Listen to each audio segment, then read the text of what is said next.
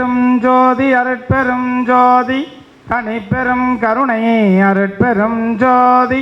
வள்ளல் பெருமான் துணை கொண்டு என்னை இங்கே பேச அழைக்கும் போதே நான் சொன்ன சொற்பொழிவுக்கெல்லாம் நான் வரமாட்டேன்பான்னு சொல்லிட்டு, அவங்க ரொம்ப ஏழைப்பட்ட சங்கம், நீங்கள்லாம் வந்தால் தான் நல்லா இருக்குன்னாரு.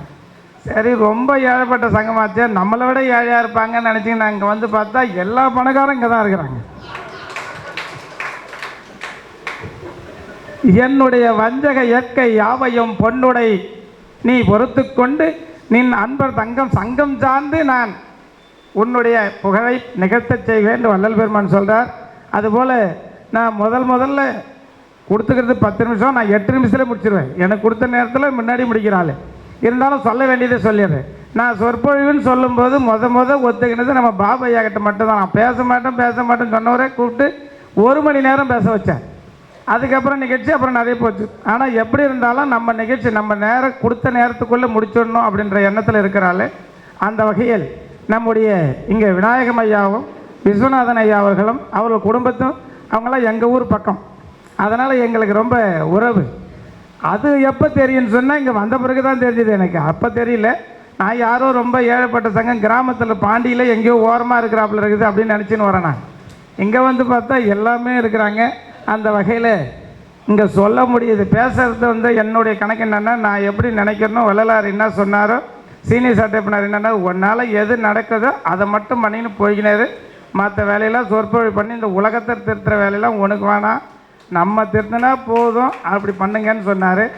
அந்த வகையில் உண்மையாகவே எங்களுடைய சங்கத்தின் சார்பாக நாங்கள் செய்கிற வேலை எங்களுக்கு தகுந்த மாதிரி வேலை செஞ்சுன்னு இருக்கிறோம். அந்த வகையில் ஒரே ஒரு செய்தி, அதாவது விஸ்வநாதன் ஐயா அவர்களும் விநாயகம் ஐயா அவர்களுக்காக தான் இந்த செய்தி. சத்விச்சாரம் ஜீவகாரணம் இதை 2 மட்டும் பேசுங்க அப்படின்னு சொன்னார் நம்முடைய சாது மகாதேவன் ஐயா அவர்கள். ஜீவகாரணியம் அப்படின்னு சொல்லும்போது ஒரு வீட்டில் பிச்சைக்காரன் வந்து பிச்சை கேட்டான். அந்த மருமை வந்து பெரிய பணக்கார வீடு, இந்த மாதிரி வீடுன்னு வச்சுங்களேன் வெளியே. அப்படி வெளியே அந்த மருமவை சொன்னான், நாங்களே பழைய சோறு தின்னு கிடக்கிறோம், உனக்கு எப்படா புது சோறு போடுவோன்னு கேட்டான். அந்த பிச்சைக்காரன் போயிட்டான். அவங்க மாமனார் கூப்பிட்டு கேட்டாராம், இல்லையே நம்ம சுட சுட சோறு தானே ஆக்கி வச்சுருக்கிறோம், ஏன் நீ பழைய சோறுன்னு சொன்னேன்ட்டு.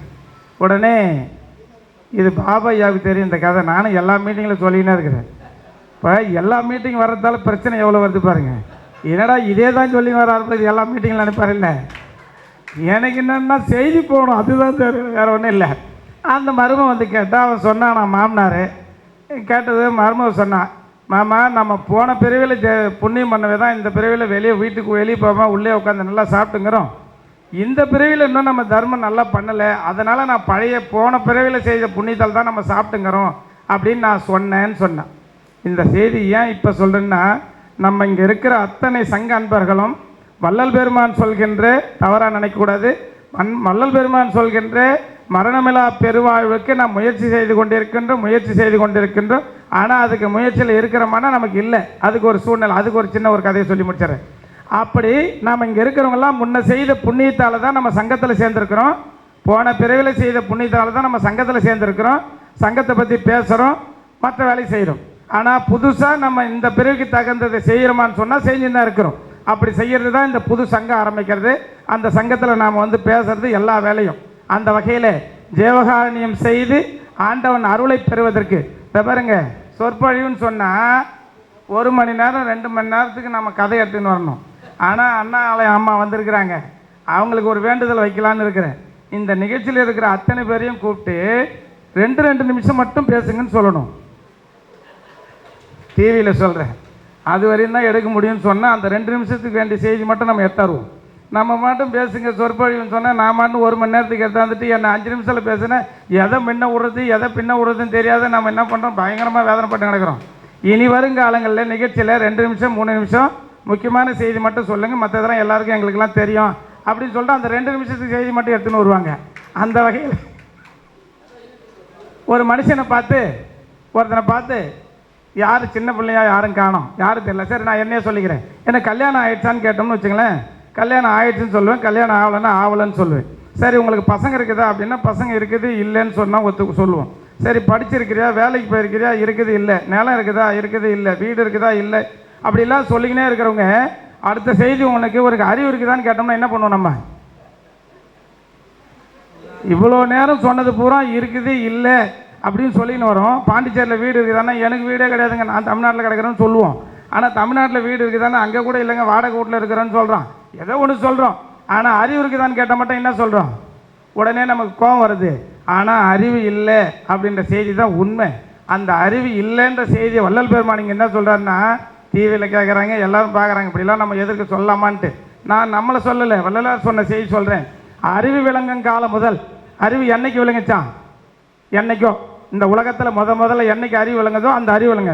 அறிவு விளங்கும் காலம் முதல் யாரும் அறிந்திராத அற்புத அறிவுகளை நான் பெற்றிருக்கிறேன் வள்ளலார் சொல்கிறாரு.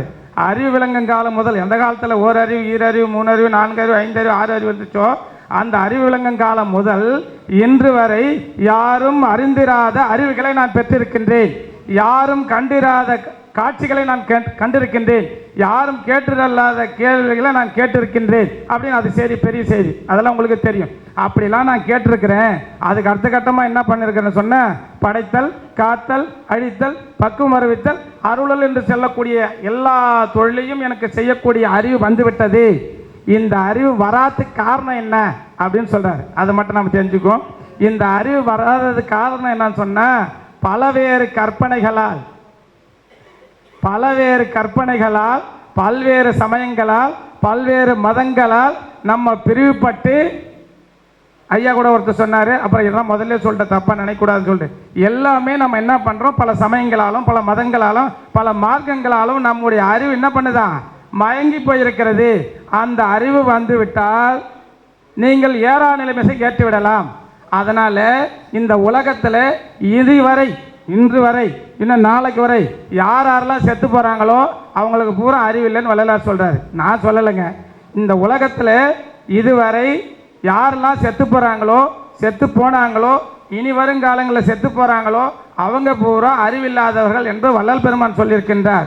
அப்போ அறிவு விளங்கும் காலத்திலேருந்து நம்ம என்ன பண்ணணும்னு சொன்னால், யார் நம்ம சாகாமல் இருக்கிறோமோ அவங்க தான் அறிவுடையவர்கள். அதுக்கு ஒரு சினிமா படம், ஒரு இங்கிலீஷ் படம் ஒன்று எடுத்திருந்தாங்க.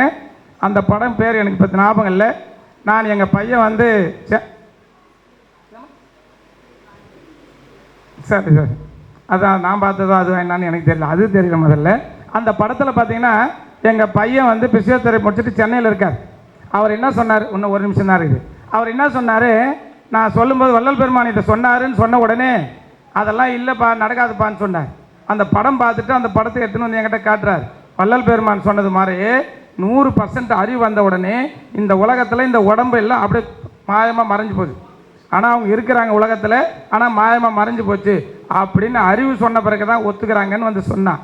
ஆனால் இதை வள்ளல் பெருமான் சொல்லியிருக்கிறாரு, அறிவு 100% வந்துட்டால் நம்ம மரணமில்லா பெருவாழ் வாழலாம்னு சொல்லிட்டு, அந்த வகையில் நமக்கு இருக்கிற அறிவை வச்சு வள்ளல் பெருமான் சொல்கின்ற வழியை பின்பற்றி நாம் வாழ்வோம், வெற்றி அடைவோம் என்று கூறிக்கொண்டு மகாதேவன் ஐயா அவர்களுக்கும் இந்த சங்கத்தை நிறுவன ஐயா அவர்களுக்கும் மேடைக்கண் இருக்கும் அனைவருக்கும் நன்றி கூறி விடைபெறுகின்றேன். நன்றி, வணக்கம். அருட்பெரும் ஜோதி, அருட்பெரும் ஜோதி, தனிப்பெரும் கருணை, அருட்பெரும் ஜோதி.